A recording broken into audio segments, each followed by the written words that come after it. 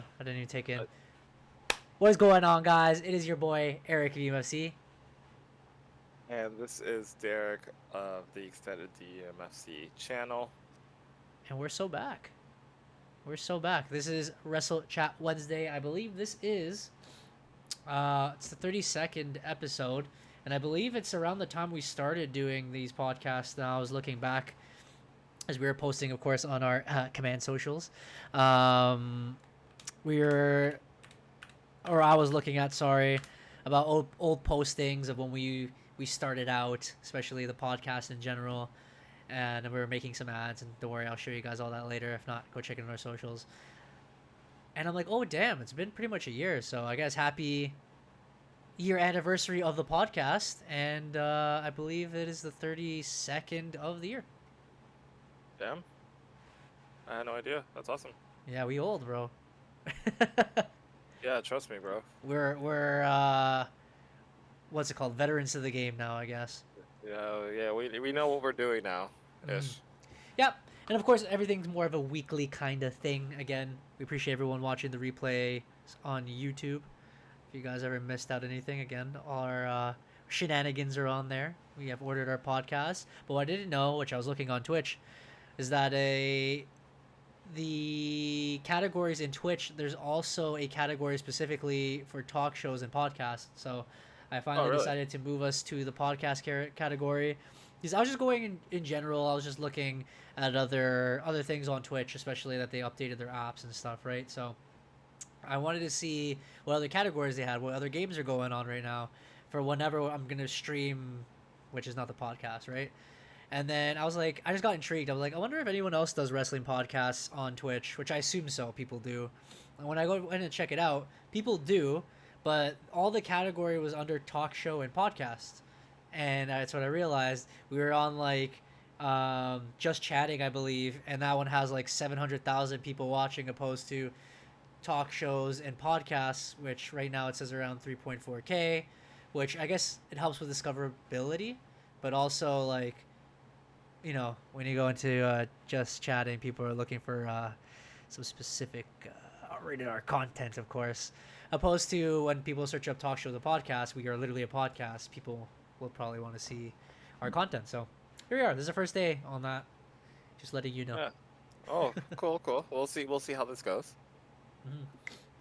That's why I said I didn't update it when I started the stream. I was like, oops, I forgot to press the update button. So now it's updated now. Hopefully that didn't mess with anything, but okay. Yeah, we're here.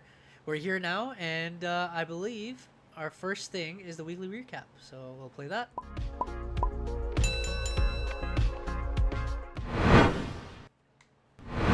Alrighty, so the weekly recap. Let me pop up my screen real quick. Pretty. Okay.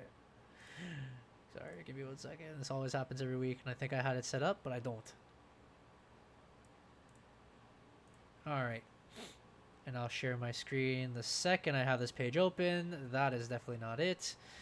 This week in Raw, or is it like Raw review or SmackDown? I forgot what it is. I just kind of like having the pictures out there so everyone can see what we're talking about when we're doing our reviews.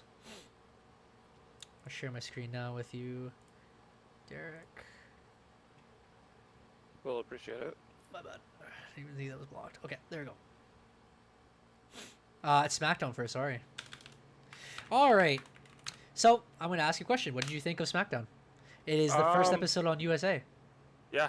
I liked both Raw and SmackDown this week. I think SmackDown, they tried to make the first episode special. They had the guest appearances. They had Teddy Luck, Booker T, Rob Van Dam, like a whole bunch of, I guess, SmackDown legends showing up to kind of commemorate the first SmackDown, or I would say the return to the USA Network. Mm-hmm. But overall, I enjoyed it. I very much enjoyed Mello versus Andrade 5. Mm-hmm. The Bloodline stuff was cool. The steel cage match was really good too. I think overall, from what I saw online, a lot of people were happy with the steel cage match, and they were like, "Oh man, it was a lot better than we thought it was gonna be." And it's like, for me, it's like, again, like people like to trash on Solo, but like Solo can do his thing when he needs to do his thing. Yeah, but he got buried clean.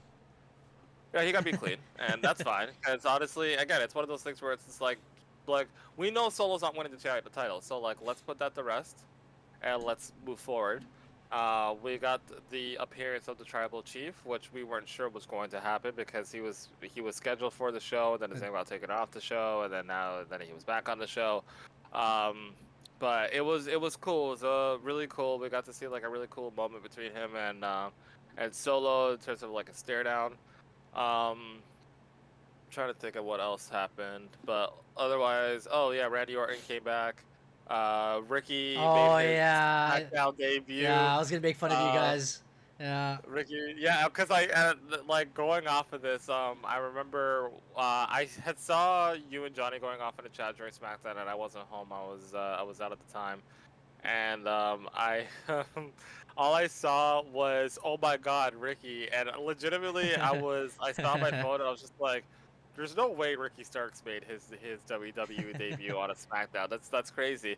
And I was just like, you know what? I'm not gonna read this. I'm just gonna watch the show and then we'll just see it. So legitimately, a part of me was like, I feel like it's not him, but I can't look this up. I'm just gonna let me just be surprised.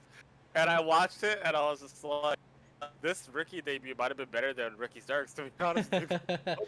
People were behind it. It's like an internet sensation now. Oh yeah, it was great. Like honestly, like. It's like, again, like a generic jobber from the city and stuff like that, but he, like, I don't know, it was just really great. Like,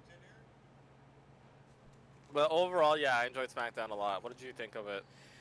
I loved it, and again, it is the first SmackDown USA Network, so we already assumed it was going to be big, and they pulled out all the stops.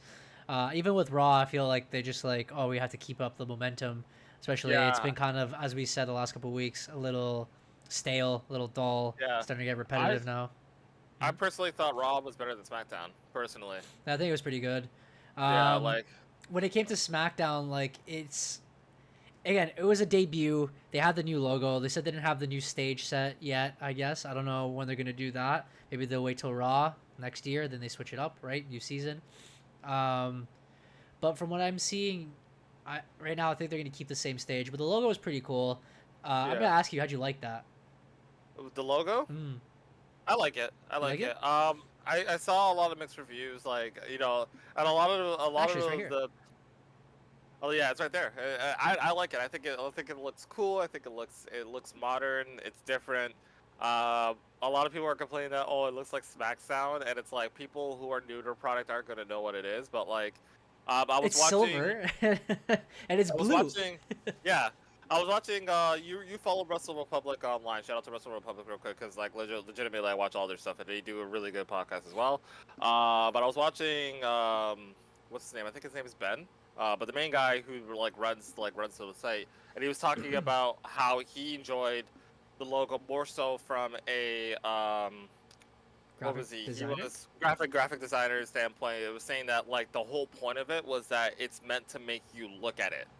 Right, because like people who see that are gonna look at it, be like, "Wait, what is that?" And the longer they look at it, the more they're gonna be acclimated to the brand. So, it was done specifically to be able to bring eyes towards the logo.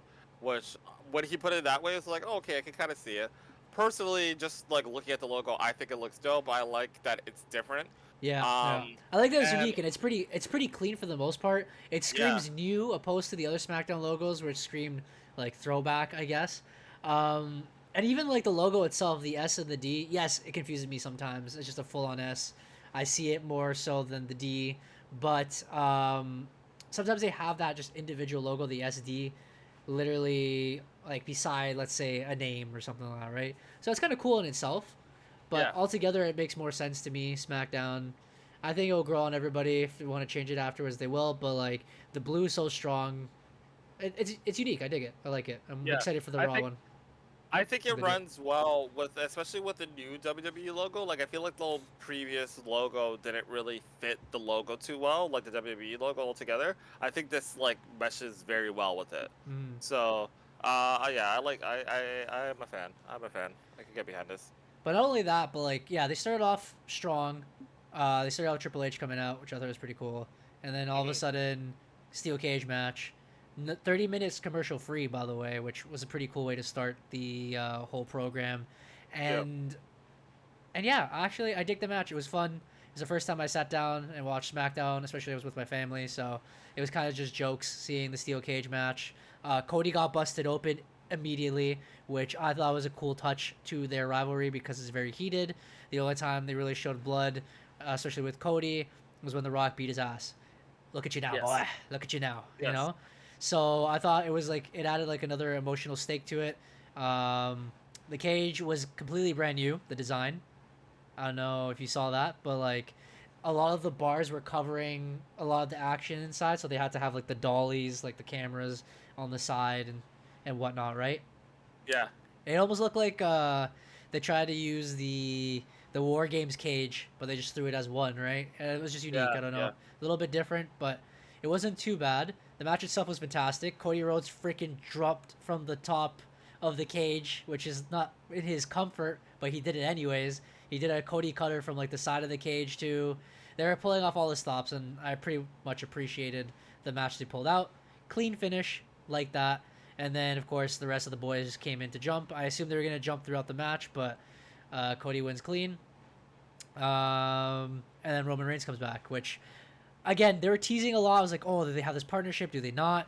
And I love how throughout the night, and I think that's probably my favorite part of the show, is that they were teasing that they hate each other still, and they do hate each other. And Cody's like, there's no chance in hell I'm going to team with him. You can, like, stick that contract away because I'm done with the bloodline. And then Roman's like, I don't need that guy. I don't need him. And all his mannerisms, like him looking to the side, and Paul Heyman's not there with the title anymore, and he was disappointed. That was my favorite part. That was my favorite part for sure. And the microphone where he asked Nick Aldis can I have the microphone. It just reminded us of how he was back in the day, because I felt like Roman came back, but I guess not as strong because he got jumped pretty quickly and buried pretty quickly. But yeah, it was the first time we actually heard him in a long time. I think since WrestleMania on the microphone. That was his first promo. That was his first promo in like since WrestleMania. So like I was excited. I was excited. And I loved it because his promo wasn't different.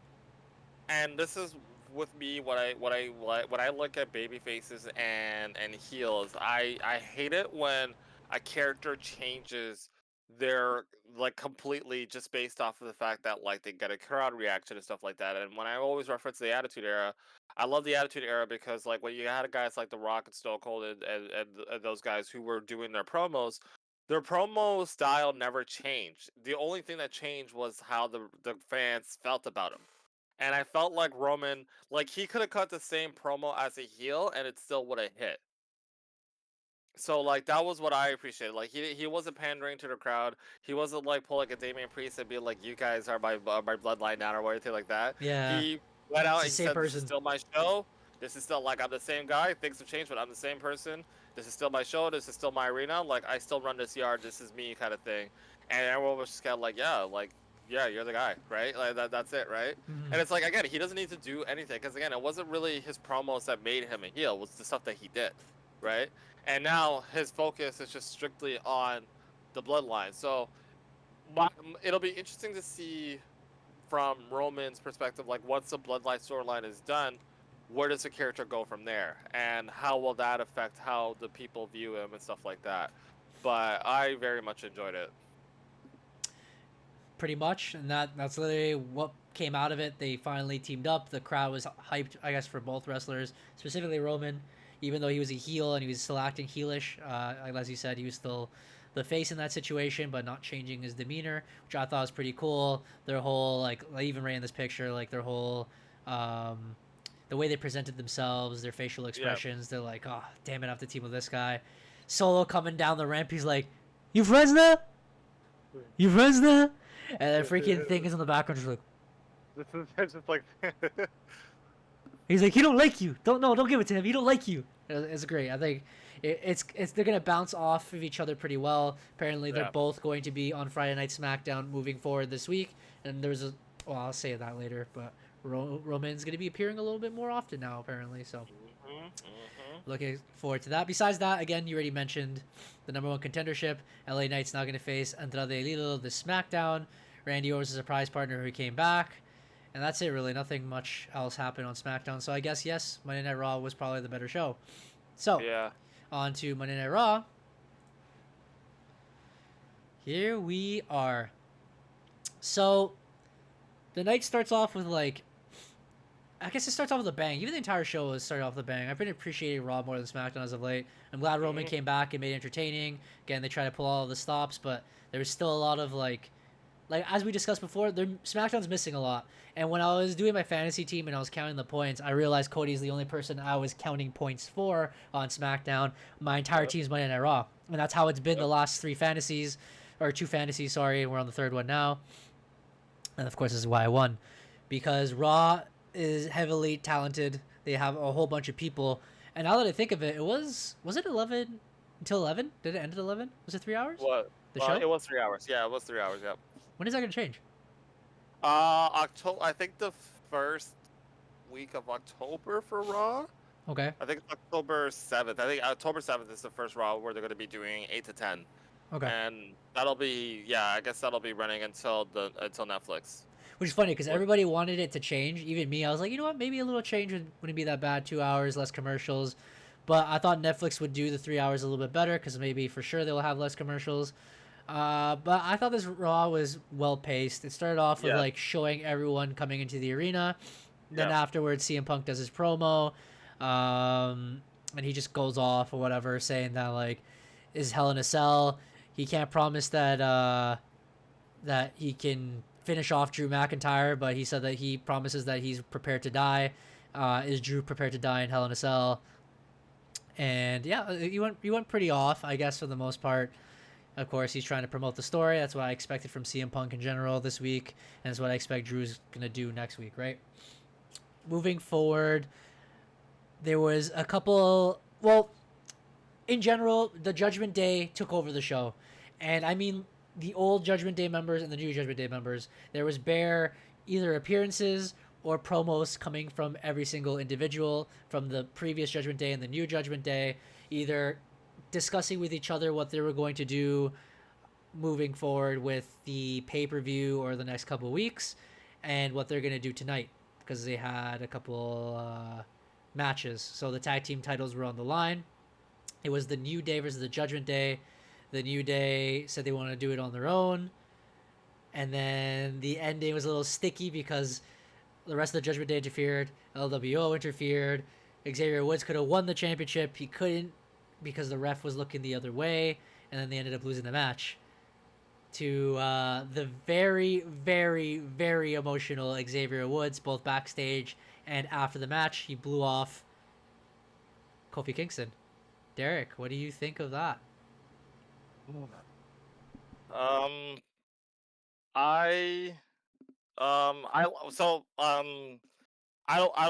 don't like the idea. I'm still don't think the New Day is gonna break up. I think it's going to be a little bit of a twist in regards to how the story is going to go.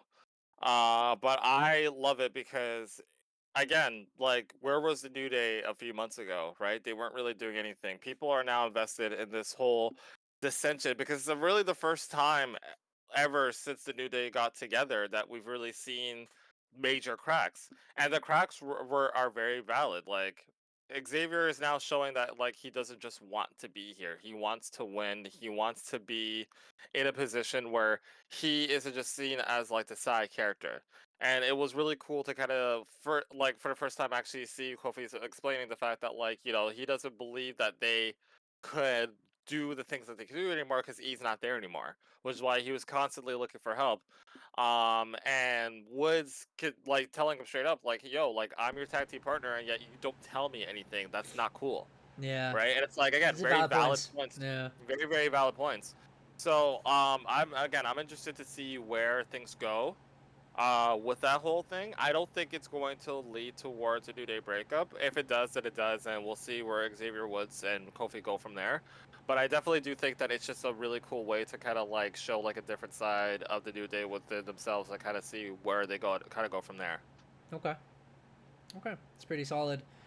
Yeah, it was something to promote for the future, right? And that was a couple of things that on the show that also did that as well. So It was Io Sky versus Bianca Belair, and I think that was the match of probably the month, bro, because they went freaking off. They did a lot of flips, a lot of reversals. Their chemistry was on fire. They were trying out different moves. And at the end, a clean win by Io Sky, which I appreciate because she is a former women's champion. Again, Bianca Belair is always booked strong, so just this random 1L was very surprising. And the crowd are behind it because then now the I was going to say Kabuki Warriors, sorry, the Damage Control now have a claim to fight for the tag team titles. People were behind the story. I was behind the action. It was really, really cool. And again, I think a part of it was because Kairi Sane literally smashed her face into the table, busted her face open, and that caused this whole people actually caring about this rivalry now, right? Wasn't the only thing. The other thing to help promote, which also mixed with the Judgment Day, was Jey Uso and Braun Breaker. They had a very spirited promo, which was kind of quick, but at the same time it was very effective.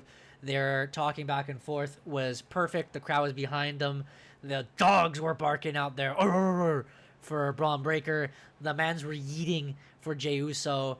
It was just a perfect time. It's literally a heel that someone's behind, a champion that's booked very strong versus a face that's very strong, and a lot of people are behind as well. So it's a very exciting match. Again, that's going to happen next week. I suppose that Judgment Day is going to interfere because, again, they're all mixing together, right? But and again, that would be a clean finish for both of them because then Braun Breaker looks strong, doesn't lose the title. Jey Uso doesn't necessarily lose because he doesn't lose clean. He gets to still look strong and then continue the story with the Judgment Day, right? I feel like Triple H is really good at the puppeteering and mastering all this, right? And pushing the next storyline. And lastly, the same thing happened with Gunther and Sami Zayn. Sami Zayn was calling out pretty much Gunther. Ludwig Kaiser comes out instead, which then brings out Gunther out eventually, and they promoted their story. Gunther still says no. They beat him up pretty quickly. Gunther leaves. Sami Zayn reverses Ludwig Kaiser's attack. He destroys Ludwig Kaiser, and he's like enraged. He's pissed, and he's looking at Gunther on the stage. And Gunther has like a smile on his face, kind of like this is what he wanted. I guess he's trying to bring out like almost like the best of Sami Zayn. He wants the guy who defeated Gunther at WrestleMania. So I think it was pretty cool the way they booked that story, and just like the entire night, the way they pushed those stories, especially those championship titles, forward. What do you think about each rivalry, and what do you think is going to happen?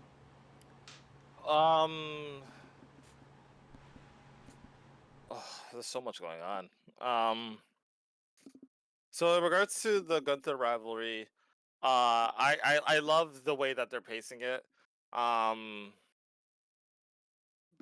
Every time Gunther comes out and he does something, I feel like it's money. And Sami Zayn is always just really good at making you a believer. And kind of like riding behind him. And the places for the story is there. So I love it. I especially love how the Judgment Day stuff has been going because I feel like the group is now starting to look more of a force over the last couple of weeks as opposed to before where it was kind of like it felt like they really weren't anything without Damien and Rhea. Finn Balor is starting to show up more as a leader. The way that he talked to Rhea this week in that backstage, where he told him like, yeah, like I was the guy that was the devil on Dom's shoulder, like it was me, like I did everything, kind of thing. Like I was just like, yes, like Shocking but sick, bro. It's personal. Yeah, it was. Yeah, I just thought it was cool. I've been waiting for Damien and Finn to finally have their one-on-one match too, so I'm very very excited for that too. But like, I really just enjoyed, especially like the match between Dom and Damien at the end of the night. Like, Dom has gotten so comfortable in the ring now. It's so cool to see. Like, I actually enjoy watching his matches. Yeah, it was a pretty good match. Again, I felt like after seeing Io Sky and Bianca Belair, it took the breath out of me. But you know, it was still a pretty good match. And again, like everything else, it advances the storylines. I assume Gunther will have his title match. Maybe it's a Bad Blood. I don't know if it's too soon or not, but maybe the pay-per-view afterwards. And of course, Judgment Day, they're making them look strong. They continue strong, right? before we end running at Raw, and of course I believe they'll eventually change these logos when it comes to the whole deal with Netflix. This right here was sick as hell. The whole Braun Strowman and Bronson Reed rivalry, similar to Carmelo Hayes and Andrade having their little series. They finally had their rubber match that ended it all. That was what this match was supposed to be. They had a lot of classical backstage brawls in the sense where they even fight in the parking lot. They do some super crazy stuff. They're throwing each other across cars, jumping off ledges, hills, and landing on top of cars, breaking them, smashing them, breaking whatever things backstage. They continued that mayhem this week. They broke the ring, but not the spot that everyone expected, the top turnbuckle, and breaks the ring. They just only broke the top turnbuckle just by a regular smash.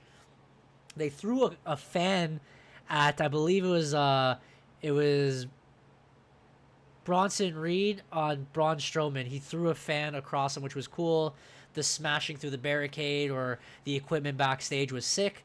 He did a random tsunami jumping off of like one of the equipments onto him into another like table and catering. And at the end, they smashed each other right through like a wall, which was really cool. And they're like knocked out. They're like, call the ambulances. I dig that rivalry. I dig that unique experience, right? Two big men destroying the entire arena. We had CM Punk's crazy ass promos, the promos between faces and heels promoting championships, and then the Judgment Day mayhem, right? Everything is like a little different cup of tea, I guess. It keeps entertaining.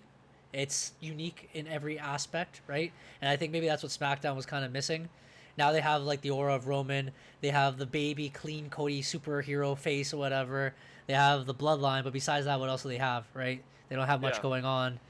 And LA Knight is hot behind the crowd, but like they're not really doing anything with him besides him just coming out with random promos now, right? Yeah. Then you add more personal stakes, kind of how like Monday Night Raw is doing with like an old family breaking up. These two absolutely hating each other. Sami Zayn trying to finally get the big one, and Gunther losing his like historic title reign kind of thing, right? Like there's always something unique. The women's had their different matches. The women's tag team matches are being promoted. The titles are being promoted, right? I don't know. SmackDown's missing it right now, and Raw has a lot of talent. So I don't know what they're gonna do moving forward, but we shall see. Well, they do have no, but that's the opposite. SmackDown said they were gonna give up a wrestler or whatever. They have that stakes with Nia Jax. Oh yes. Tiffany Stratton, Bailey, and Naomi. Yeah. I'm seeing a character such as maybe Tiffy Time going to Raw or something like that, maybe, to spice it up a little things, because right now Liv Morgan's the women's world champion, but she's not really defending it. She's not really showing it off. It's just only the rivalry with Rhea Ripley, which again, it's a great rivalry, but like she could be defending with other people. Sometimes I forget she's champion. I just that her story in general in itself could sell tickets. You know what I mean? But anyways, that is our little review. What do you want to do now? Oh my days. Should we do the sheets and the salt before we get into fantasy? Of course. Let's get a little salty. Let's get a little sheety. Bang. What the heck is going on? Oh, because I'm still showing my screen? It's crazy. Stop streaming. Please stop streaming. Stop streaming it. Okay, we're just going to switch to the other one then. Stream paused. Just end it.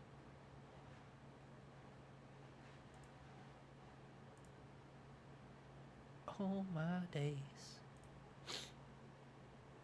Sorry, give me 1 second.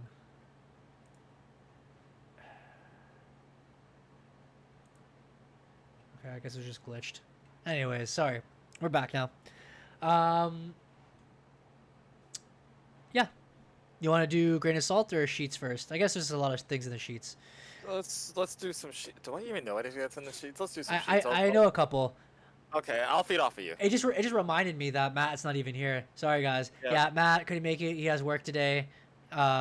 He will be probably back very soon. He definitely was looking forward to this because he had his points being collected. And I guess Derek, you can also search up the points now. I guess figure out counting. I'll do it whenever I talk about it. It's Okay. legitimately like when I'm telling you that like my Raw guys did nothing, they did nothing. Like I have Bronson Reed on, and Bronson Reed just showed up. Oh, I also remember some stuff too. Okay, anyways, we'll go to the sheets for Matt. Let's get lost in the sheets. And as Matt would say, it's time to nut up or shut up, get fucking in the dirty sheets and all that whatnot. Trashy talks. Anyways, a couple things happened. One, we already mentioned before that the WWE headquarters has been relocated. The old building, they finally tore out like all the WWE signs. Everything's gone, the flags and everything. Historic moment. Unfortunately, that it's gone, but you know, everyone moves on, moves forward.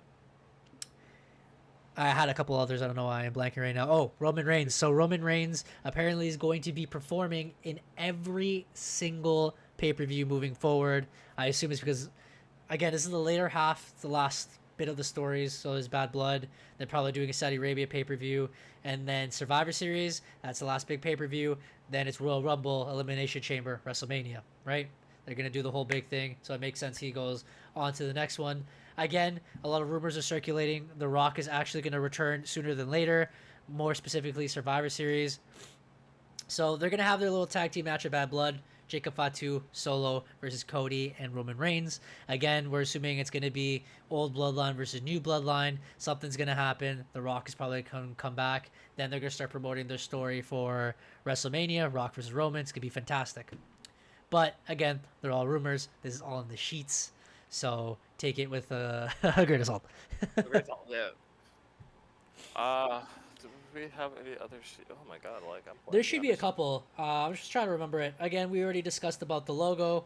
People were looking forward to the new arena entrance. A lot others were discussing that they're gonna bring the fist back, which I think is cool. I hope they finally I like that they did the smaller screen, but it made more sense for big pay-per-views. I think it's time that they bring back the big whole screen, because now they have the small screen, but then they have everything else covered with like bright blue lights or bright red lights.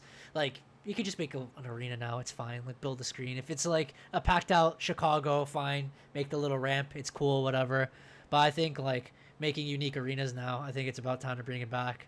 Make it a change of feel. Bad Blood, you know, having like the teary bloods going down and maybe cages or whatever. I think it's cool to bring those kind of things back. And again, that's what others were looking forward. We'd already discussed about the logo. Monday Night Raw is going to have the logo. We already discussed that Raw was going to move back to 2 hours very soon. Trying to think what other things are in the sheets. It'll come back to me. I did have a couple ideas. Burning through little by little. Let's see. Blah, blah, blah. Yeah, okay, John Cena's in another movie. People wanting Ricky to be an actual wrestler now, which I think is hilarious. It's gonna be the next Ellsworth, where you have like a jokey character in the background, which I don't mind. Maybe that's what SmackDown is missing or whatever. A joke character, but then he somehow wins these matches, you know.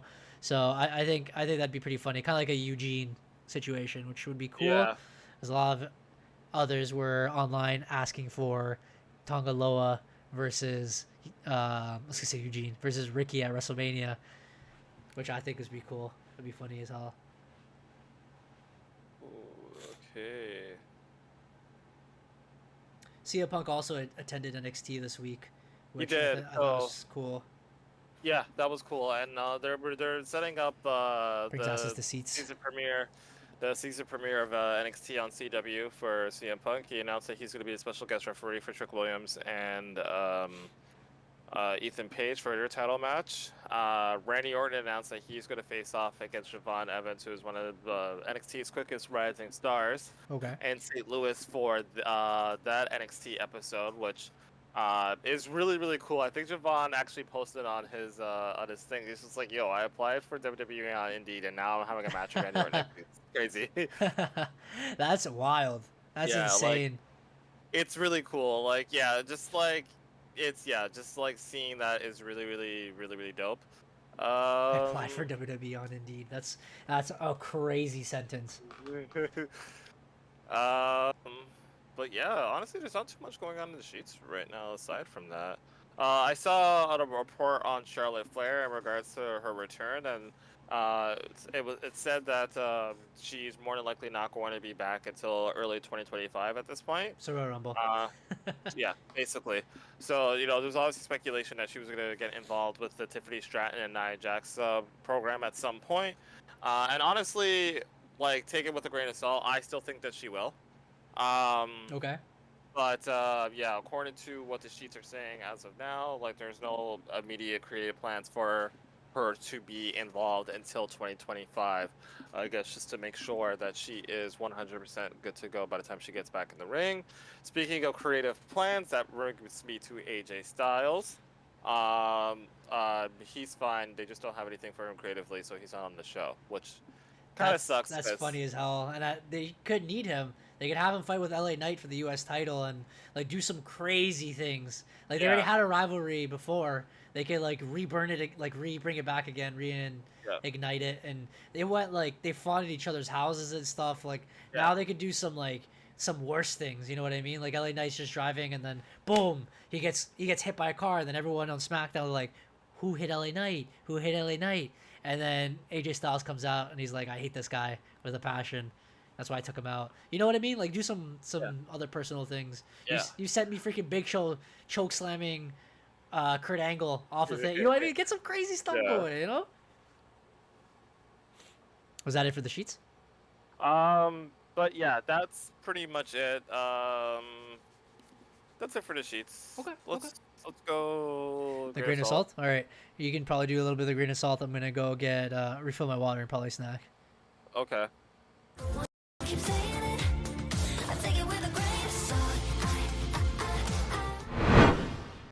Huh. All right, Derek's grain of salt. I'll be back to hear the shit talking. I don't really have a lot of shit to talk about. I'll talk about the New Day real quickly. Like I said before, as much as a lot of people are very much like on board with the idea of the New Day splitting up, again, I don't think that is the direction that they're going to go in. I think that it's been great that they've been able to do this whole storyline and really bring life back into the New Day at a time where, honestly, like they were feeling stale, they were feeling complacent. And for me, Xavier Woods hasn't had an opportunity to really show much of depth with his character aside from being the jovial, joking character of the New Day. So seeing him show that passion, and I think that's the biggest thing, like being as passionate as he is now in regards to where he's at in his career and where they're at in their career, and really actually being visibly frustrated with Kofi Kingston for the first time that we have seen ever since they've been together is really cool. I personally don't think it's going to turn into what's turning on Kofi. I think it's going to turn into maybe Kofi realizing, you know what, like, what's has a point? Maybe a heel turn for the New Day themselves. And the reason being is, again, anyone who has listened to anything that the New Day has said in podcast or has done in stuff, the New Day, the whole point of the New Day is that they wanted to be able to show like a real life friendship through TV in their characters and with their group. And it not being the same type of group that every other faction and tag team has had prior to, where it's like they have a good run and then they break up but they do the single stuff. They really want their group to have the longevity to be able to go the distance and be able to retire as a team without being that team, without being the ones that broke up just like everybody else. So, it's been noted too that Vince has tried to break up the New Day on numerous occasions. Part of the reason why Big E got sent to SmackDown and Kofi and Xavier Woods stayed on Raw was because that was kind of like his way of being able to break up the New Day since they didn't want to break up. I think in terms of what Xavier Woods could do for his career, like he's never won a single championship. That could be something that could be really cool for his career sometime in the future. But I just think that what they're doing is trying to really reinvigorate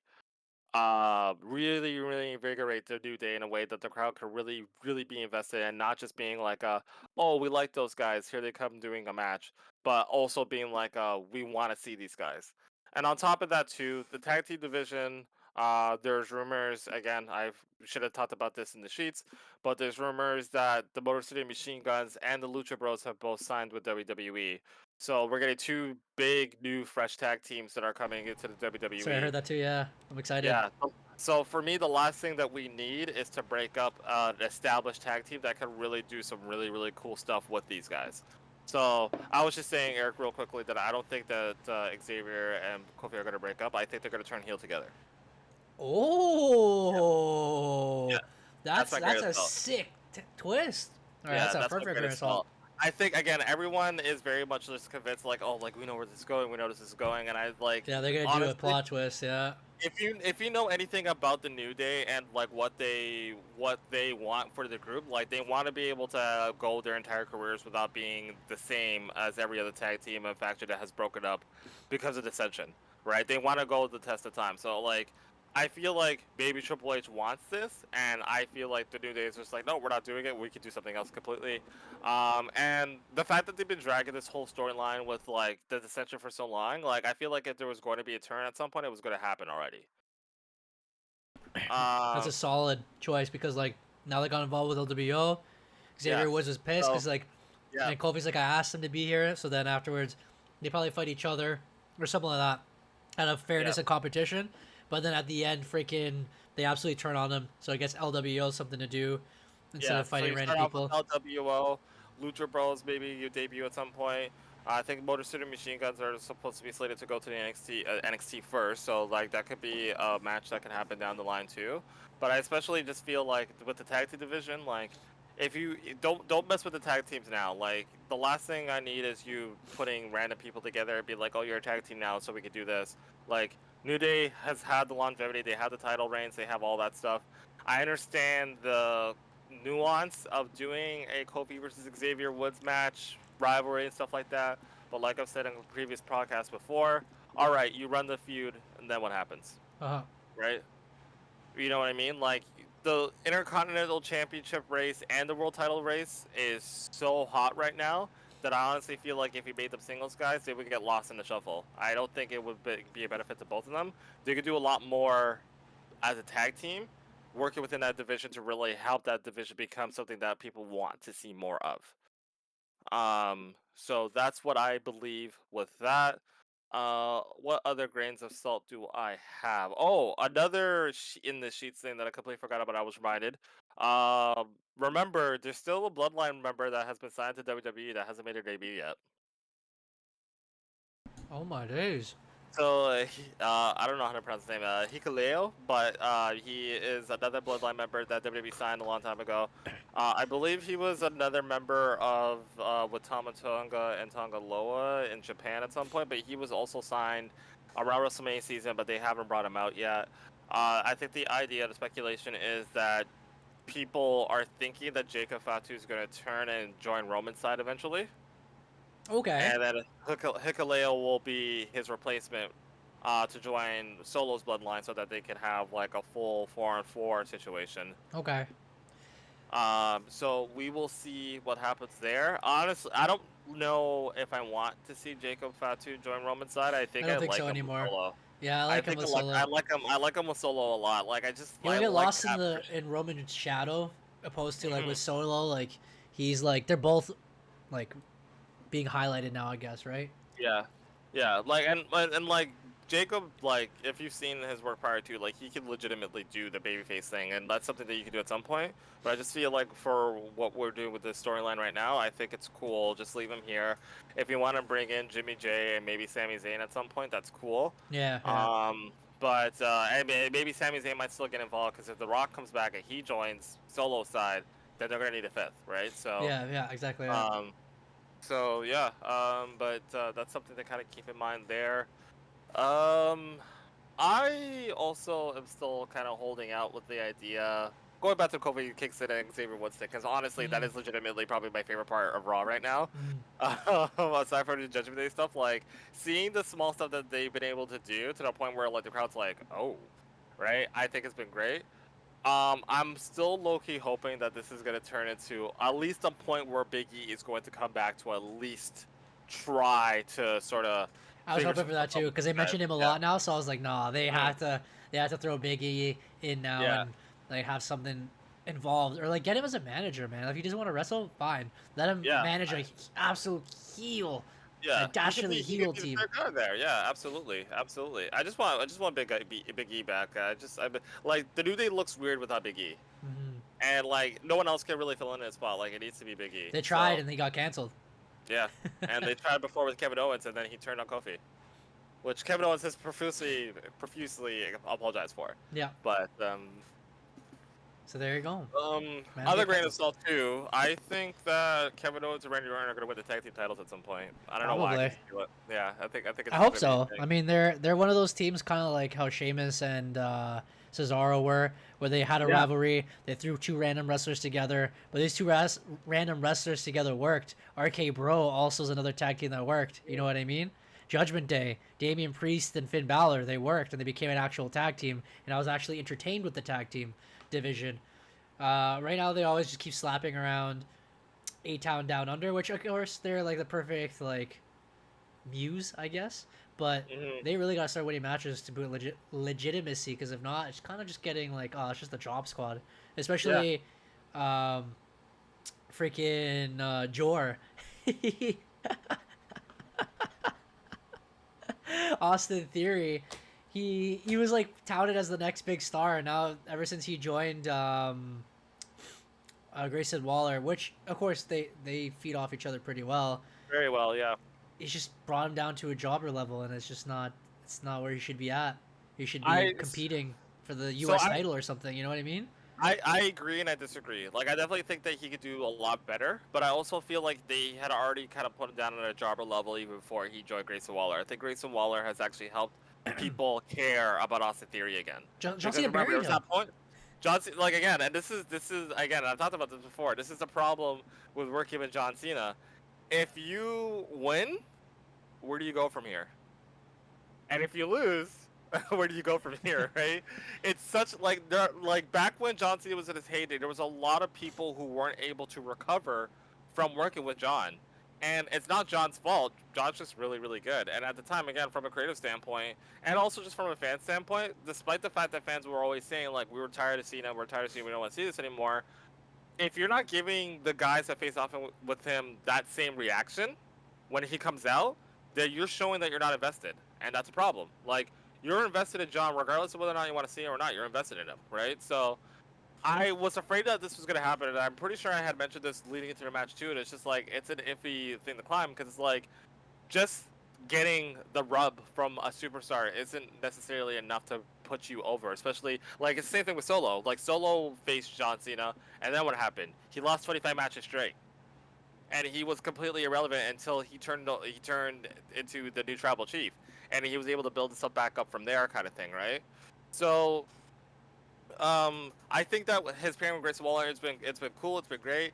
I don't like the fact that they continue to lose matches like that. Like, I want them to, like, because they're really good together, and they could do a lot of really cool stuff together as well as a tag team, and really get, like, they could be like probably the top heel tag team of the company if they really actually try to invest more into them. But again, like, they keep on putting him in these situations where, you know, Austin Theory just like sells the crap out of like Kevin Owens' like stunner and stuff like that. They're teasing the whole dissension stuff with them too, but it's like, again, like, we need tag teams. Yeah, well, they need tag teams. There's other tag teams that are there. Like, they haven't really used the God of the Fantasma that much. They haven't used the Yes Boys in a very long time, and they're funny as hell. And they're great. They're great. Like, they're missing. There's tag teams that are there. They're just not using them, and that's why people wanted the tag team title split, because there's so many tag teams and people were getting behind them, and they finally got the tag titles, and then they're like, now what? Because now look, even Raw, The Miz and R-Truth were tag team champions, and after that they disappeared. Now they're not even on TV anymore. So I'm like, you know what I mean? Or let's say there's American Made or whatever they are. There's the original Alpha Academy. Like, there's a lot of tag teams. AOP. They just need to start doing more with it. There's enough time. There's enough time to do all these tag teams. There's LWO.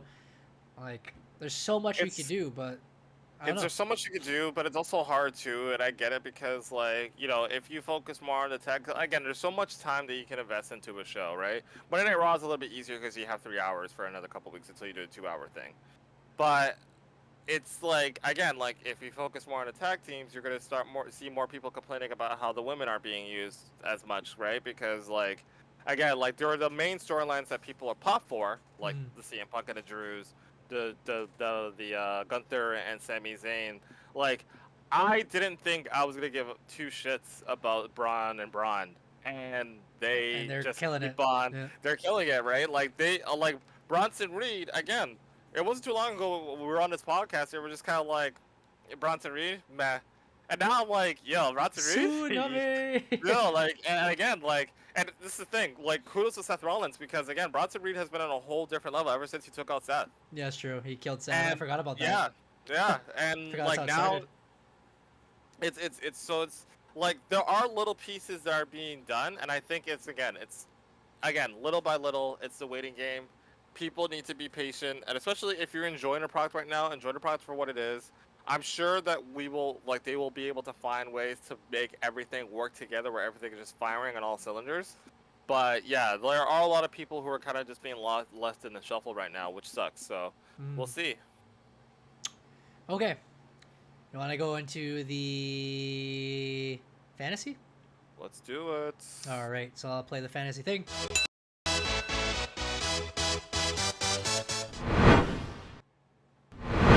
All right, we are back into our fantasy draft again, guys. We did the draft last week. If you guys missed the episode, go click on our socials link. That is there. We're going to go one more time and click socials because we did do the draft for WWE Fantasy last week.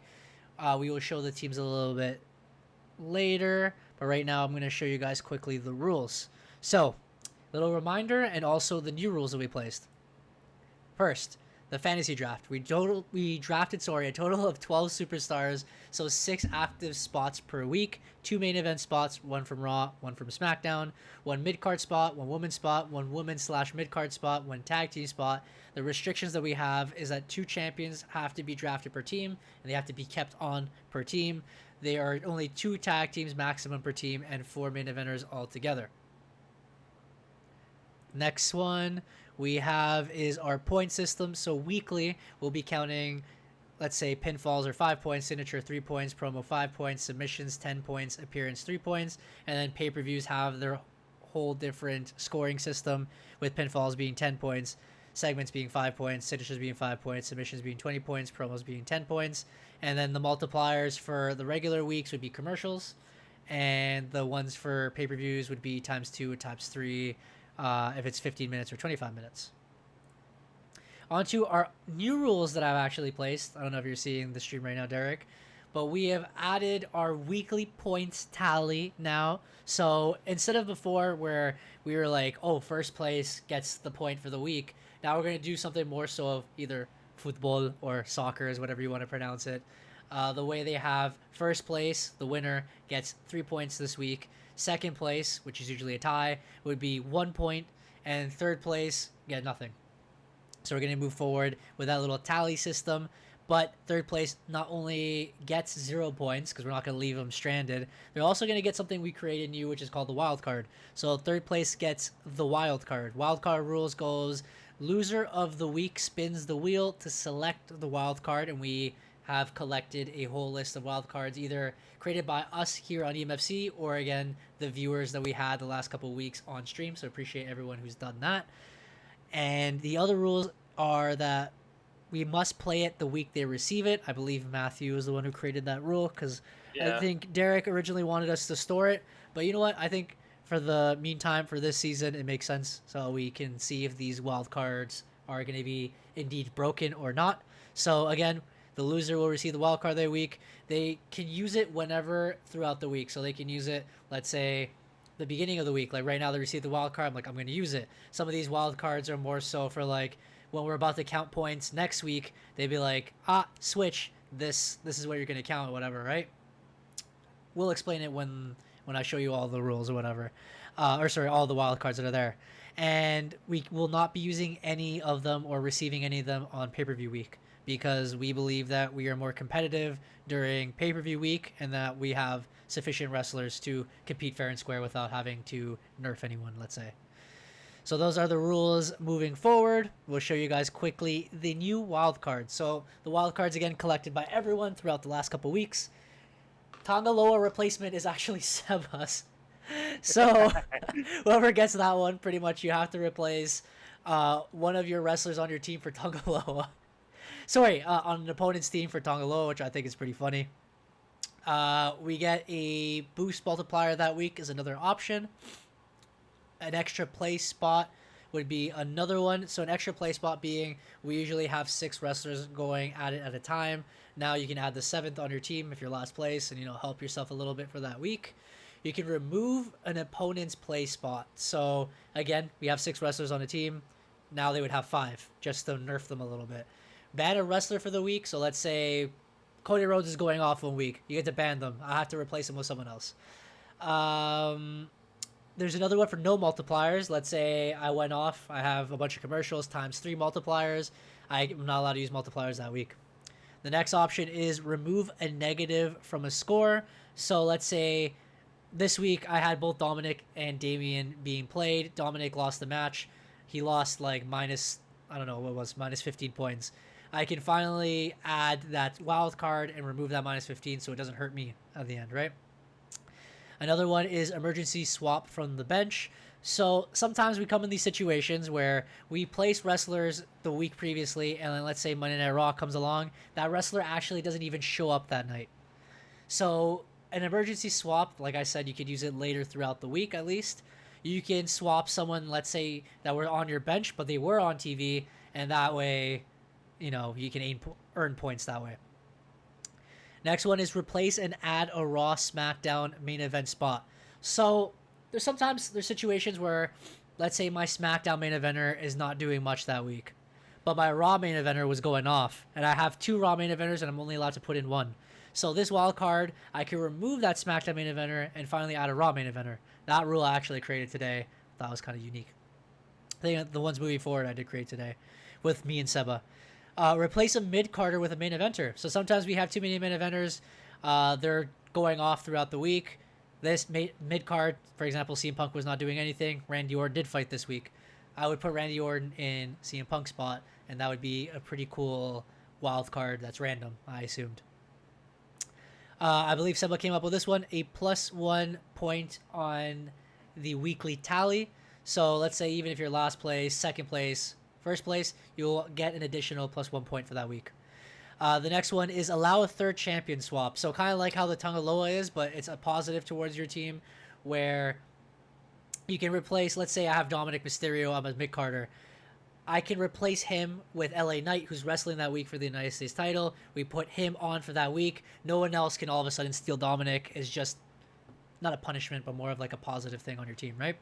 So I created that one this week. Seb also created this next one where it says +20 on the week's count. So, of course, we always do our count throughout the weeks. We calculate our points based on the performances of wrestlers. But that one would get a +20 on their team. Much. And then the last one, which is the most scary, is no wild card, which means you wasted a spot being last place, which I think is pretty hilarious. I added it a couple times on our little spin the wheel, which would be fun.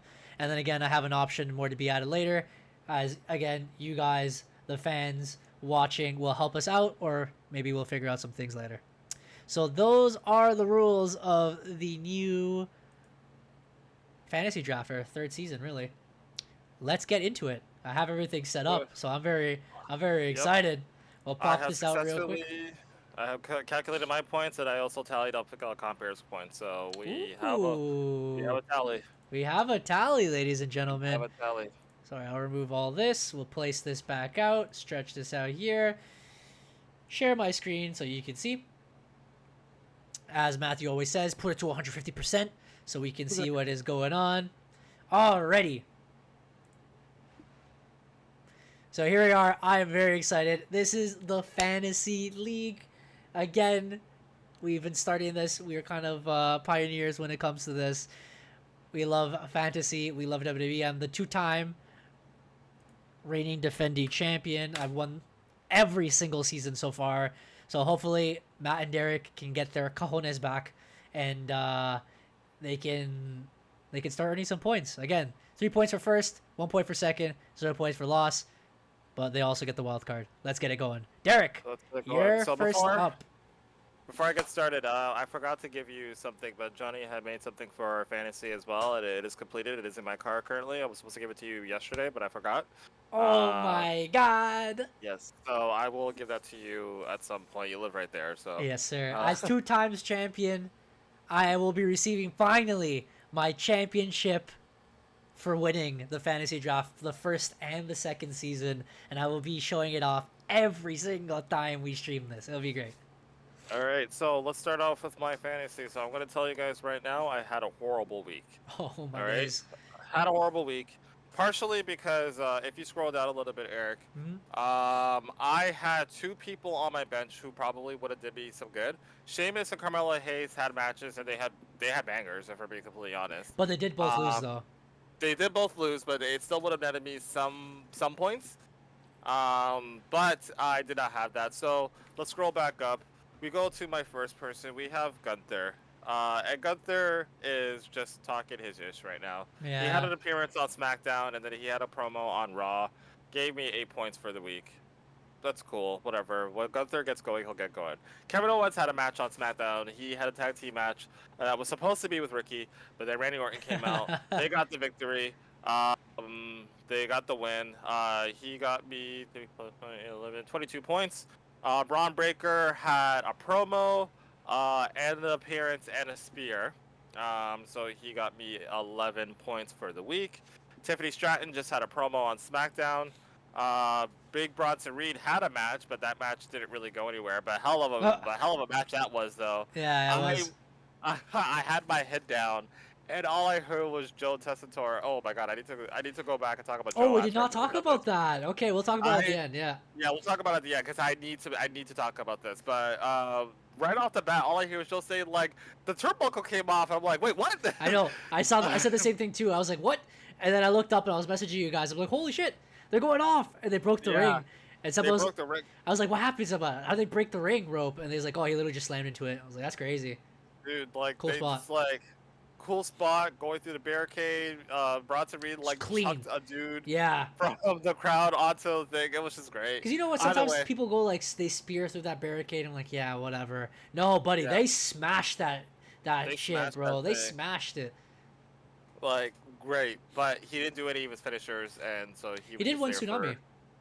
So okay, they called it. They called it on the thing. I wasn't gonna count it. That's the thing. I wasn't sure if I would count it because like he was standing. He was just standing and he just jumped on him. So I was like, that's not a tsunami. But then the announcer's like, tsunami. All right. Well, then we're counting it as a tsunami. Let's add 3 points to that. Either way, it's not gonna really count. It's not gonna really matter. But and then the Creed brothers had a promo.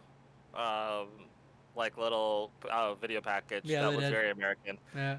So my total for the week was a very disappointing 65 points.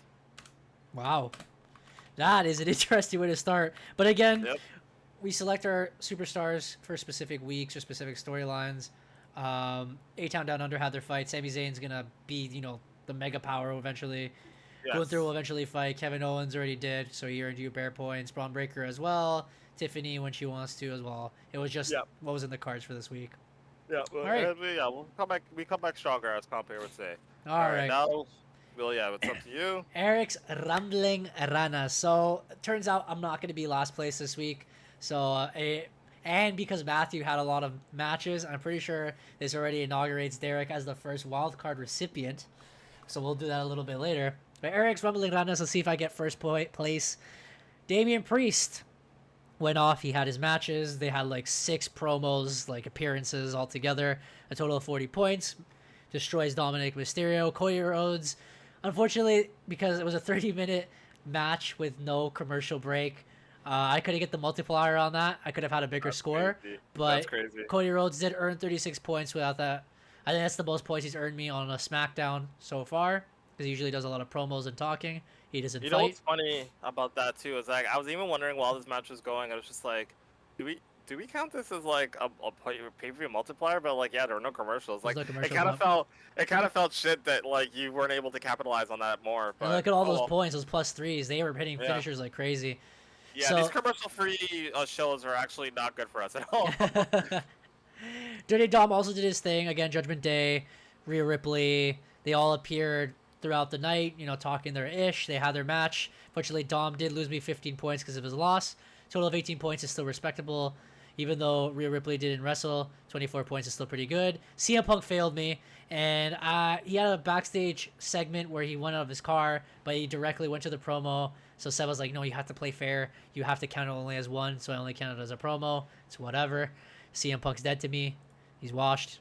Bianca Belair, Jade Cargill did their thing. I was assuming they were going to appear on SmackDown. They didn't. They appeared on Raw, or maybe at least appear on both shows, but the rivalry right now is on Raw. And Bianca Belair Jade Cargill for not really fighting. Earned me 17 points, which is pretty good for background fodder. Surprisingly, Bianca Belair actually lost her match, and it was ×3, so I went down to 14 points altogether for a total of 157 points, which wasn't bad. Io Sky replacing CM Punk would have helped a lot. Could have got those finishers, those multipliers, that win. Dragunov only had one promo, so it wouldn't make sense. Seth is somewhere in Tahiti. Randy Orton did win, but I don't think he would have earned as many points as Cody Rhodes did. Lyra Valkyria was only there for one segment, and Piper Niven actually lost the match, so it's a good thing they're on my bench. Yes. So total 157 points. I think it's pretty good for the first week. I think it's pretty good for a SmackDown and a Raw. So we move on to Matt's Meaty Men. Derek, you calculated these points. I did. So we start off with Drew McIntyre. He wasn't on the show. No, he was not.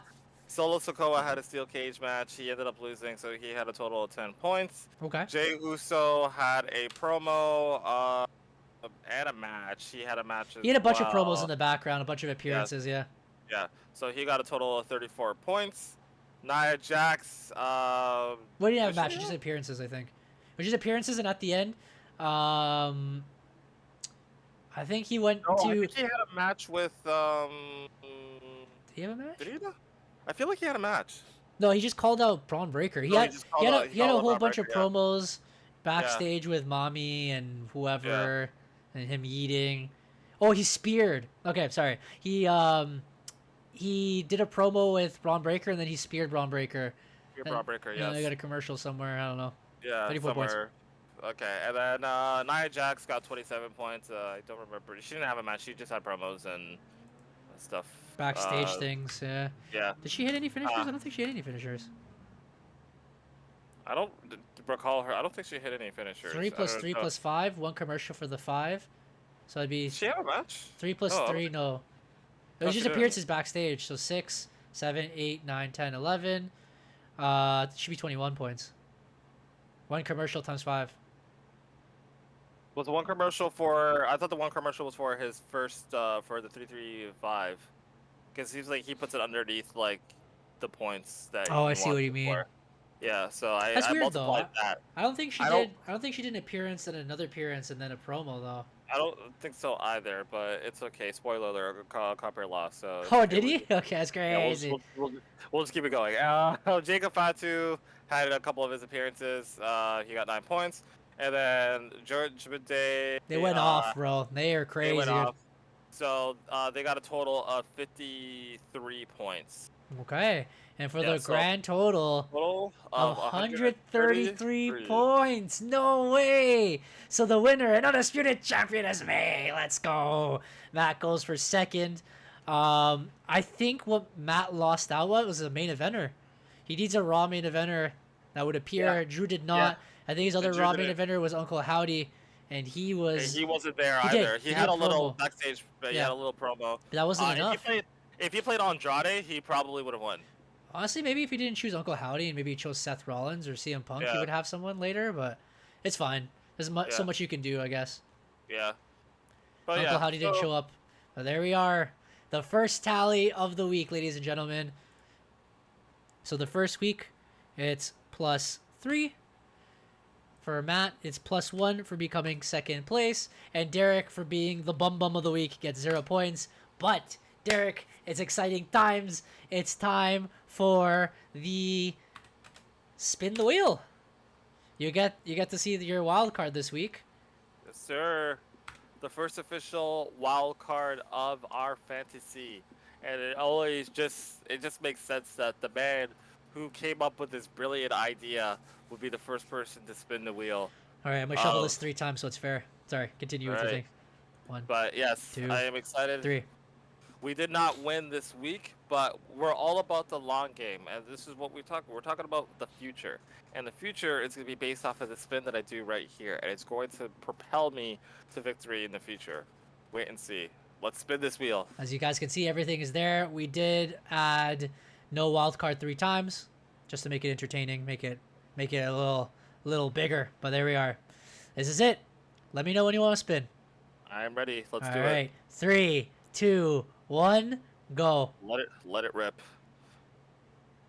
And the first wild card is... Ooh! Let's go. Derek is allowed to replace a mid-carder wrestler for a main event wrestler this week. Alrighty. I like it a lot. So I have that saved apparently somewhere. I don't know how to pull it out afterwards. I think it's open there, but I have it saved already, so we can pull it out whenever we want to. Derek, because now we can erase all these. I think we have you have another. I think you have next week's already set up on the bottom of the page. Yeah. I'm just trying to erase the old one. Yeah. Where is it? There it is. This is a little fidgety. All right. Derek, who are you selecting on your team this week? All right, let's look. So Sami Zayn is in action next week. I know that for a fact. So I'm definitely gonna put Sami Zayn in. And he's a main eventer, no? Yes. Yeah. Okay. So you're gonna put him in for who? Gunther definitely isn't gonna have a match, but he's definitely gonna have an appearance. I'm gonna keep him in. Tiffany Stratton does have a match, so I'm gonna keep her in as well. Braun Breaker also has a match. They do. Ooh. I might put Sami Zayn in Bronson Reed's spot. Okay. So he has used his wild card. Sami Zayn.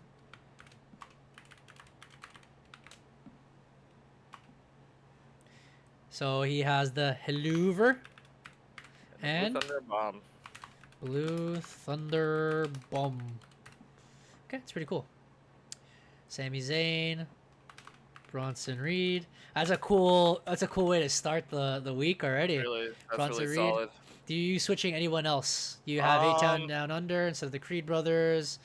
Chad Gable's not there. A-Town, I already said that. Braun Strowman, Sheamus, Carmelo Hayes, and Bronson Reed.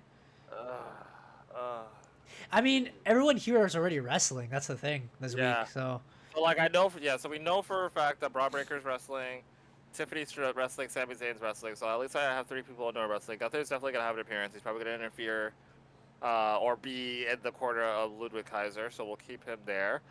The Creed brothers are my only thing. Like, will they be in action, or are they just gonna keep on running vignettes for these guys? I think I'm gonna put A-Town Down Under this weekend for the tag team. A-Town Down Under. What is their finishers? So, Austin Theory has the, what did you call it? The A-Town Down. Oh yeah, it is A-Town Down. So he has the A-Town Down. He also does the somersault drop kick, which I really like. So I'm gonna put that in there. Okay. And then Grayson Waller has the somersault stunner. And he also, and he also has the East Bay elbow drop. East Bay? Yeah. Elbow. Or East Bay. Oh, East Bay. Sorry. Yeah. I was like, oh, East Bay. Yeah. Okay, whatever. Yeah. East Bay. It's the term that they use for whenever they do the through the legs dunk. That's what they call it. They call it the East Bay dunk. They don't have a tag team finisher together. I think they just kind of. Austin Jor and Wallaby. Wallaby or what was it? Kangaroo? What's the name? Kangaroo Jack or Kangaroo Jack? And the tag team you replaced was Creed brothers. Okay. Well, yeah, this looks like a solid lineup. I'm good with this. Okay. All right, this week for me, Damian Priest is going to appear again. It's given already. Cody Rhodes is also going to be guaranteed with Roman Reigns to be there on Friday Night SmackDown, so they're going to have a lot of promos. Dirty Dom as well is always going to appear. Rhea Ripley. I already replaced Io Sky for who is it? Seth? No, it wasn't Seth. Who did I replace? Oh, I didn't even replace her here. It was Io Sky with CM Punk, so CM Punk's already on my bench. Give me the award. What happened? Oh, I already won, bud. Yeah, well, I don't know what you expected, bro. New season, same result. Same freaking result, Matt. You guys don't deserve a reward? I need my reward, bro. I need it. Yeah, we just counted the points. Of course, the replay is always on YouTube if you want to play the whole thing. You just missed the spin. I can't now. We erased it, bro. But Derek is the bum, so he got the first wild card, and that was to replace a mid-carder for a main eventer. So he replaced Bronson Reed for Sami Zayn this week. So he has an extra main eventer. He has 3 main eventers right now, which I think is pretty sick, pretty cool.